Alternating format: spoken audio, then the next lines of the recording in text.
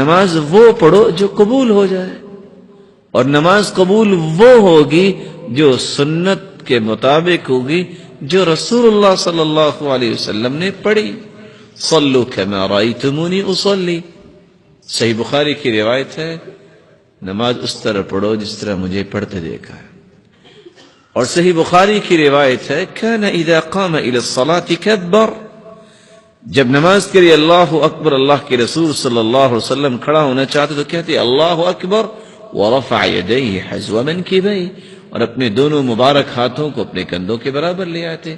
وَإِذَا كَبَّرَ لِلرُّكُوعِ، جب رکوع کے لیے اللہ اکبر کہتے رفع یدیہ حذو منکبیہ، اپنے دونوں ہاتھوں کو کندھوں کے برابر لے جاتے. وَإِذَا رَفَعَ رَأْسَهُ مِنَ الرُّكُوعِ، جب رکوع سے اپنا سر مبارک اٹھانا چاہتے رفع یدیہ حذو منکبیہ، دونوں ہاتھوں کو کندھوں کے برابر لے جاتے. وَإِذَا قَامَ مِنَ الرَّكْعَتَيْنِ، جب دو رکعتوں کے بعد تیسری رکعت کے لیے اپنا سر مبارک اٹھاتے تو کیا کرتے رفع یدیہ حذو منکبیہ، اپنے دونوں ہاتھوں کو کندھوں کے برابر لے جاتے. اور پہلی مرتبہ جب وہ اللہ اکبر کہتے ثم یشد بہما علی صدری، اپنے دونوں ہاتھوں کو صدری کس پہ باندھتے؟ صدر کس کو کہتے ہیں؟ آپ عربی پڑھے ہوئے ہیں سب لوگ، اتنا کامن لفظ ہے. صدر کس کو کہتے ہیں؟ سینے کو. اور سینہ کہاں ہے؟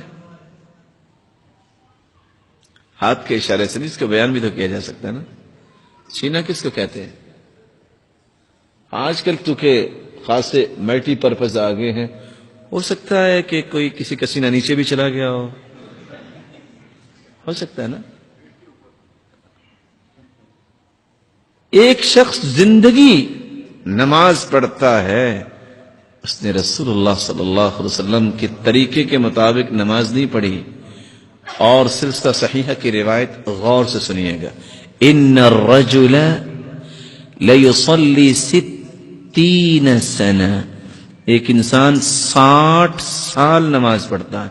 اس کا مطلب یہ نکلا اٹ مینز کہ اس کی عمر 70 سال ہے، کیونکہ 10 سال کی عمر میں اس نے نماز پہ مار کھانی ہے نا اگر نہیں پڑھتا تو. قیامت کا دن ہوگا وَلَا يُقْبَلُ مِنْهُ صَلَاةٌ، 60 سال نماز پڑھی لیکن قیامت کے دن ایک بھی نماز اس کی قبول نہیں ہوگی. بڑی خوفناک بات ہے. کیا ہوگا؟ کیا اس نے وضو نہیں کیا؟ لا صلاة لمن لم يقرأ بفاتحة الكتاب، سورة الفاتحہ جو نہیں پڑھتا اس کی بھی نماز نہیں ہوتی. کیا اس نے سورة الفاتحہ نہیں پڑھی؟ کیا وہ نماز میں کھڑا ہو گیا اللہ کے علاوہ کسی اور کا نام لیا؟ نہیں. وہاں لفظ کیا ہے؟ لعلہ یتم الرکوع ولا یتم السجود ویتم السجود ولا یتم الرکوع، شاید کہ اس نے رکوع صحیح کیا سجدہ صحیح نہیں کیا، سجدہ صحیح کیا تو رکوع صحیح نہیں کیا. کیا بنے گا اس انسان کا؟ رسول اللہ صلی اللہ علیہ وسلم کے طریقے کے مطابق نہیں. اگر 210 روایتیں ایک چیز پہ آ جائیں کہ اللہ کے رسول صلی اللہ علیہ وسلم نے اپنے دونوں ہاتھوں کو کندھوں کے برابر اٹھایا، پھر رسول اللہ صلی اللہ علیہ وسلم نے ہاتھ کہاں باندھے، ایک ایمان قبول کرنے والا شخص جب یہ طریقہ اختیار نہیں کرتا تو پھر نماز کس کے لیے پڑھ رہا ہے؟ وہ آخر کس کے لیے؟ اس رب نے تو قبول کرنی ہے وہ نماز جو اپنے پیغمبر کو سکھائی. اس لیے جو مسجد میں آ جائے ان سے ہم گزارش کرتے ہیں کہ وہ سنت کے مطابق نماز پڑھیں. جو نہیں آئے ان کو مسجد میں لانے کی ہم گزارش کرتے ہیں. اور جو نماز پڑھتا ہی نہیں ہے اللہ تعالی ہدایت نصیب فرمائے. اگر کتابیں کھولتے ہیں نا تو کتابیں بول کے کہتی ہیں ایسا انسان جو نماز پڑھتا ہی نہیں، جو نماز کہتا ہے ضروری نہیں ہے، یہ کون سی فرض ہے؟ یہ تو بھوکے لوگ پڑھتے ہیں جن کو کھانے پینے کو کچھ ملتا نہیں ہے تو وہ رو رلا کے اللہ سے کچھ مانگتے ہیں. میرے پاس تو سب کچھ موجود ہے، مجھے کیا نماز کی ضرورت ہے؟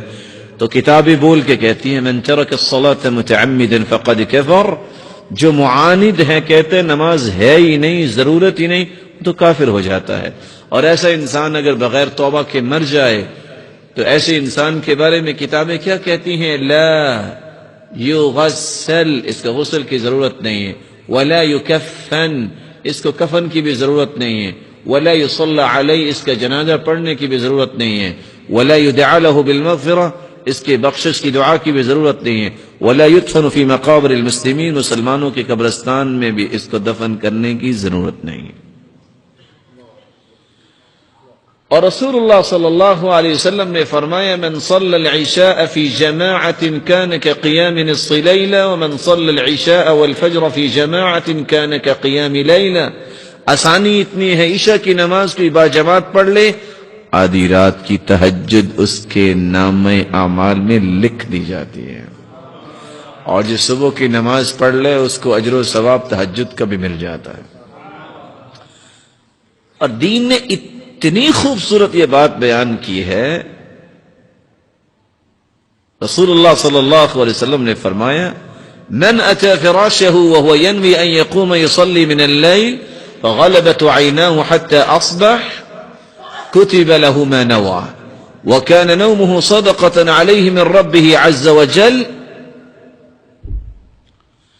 جو شخص رات سوتے وقت نیت کر لیتا ہے کہ میں صبح تہجد پڑھوں گا.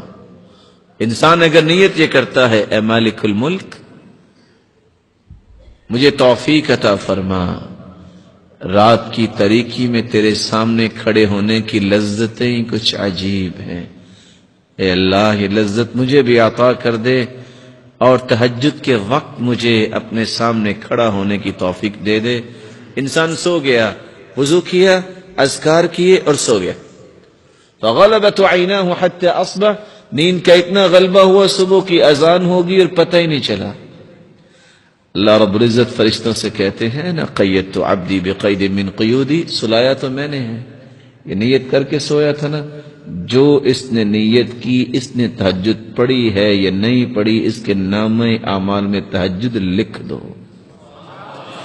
وَكَانَ نَوْمُهُ صَدَقَةً عَلَيْهِ مِنْ رَبِّهِ عَزَّ وَجَلَّ. رات کی تاریکی میں لوگ صدقہ کرتے رہے، یہ تو سویا رہا، اس کی 4 یا 6 گھنٹے نیند کو ہی صدقہ بنا کے اس کے نام اعمال میں لکھتا.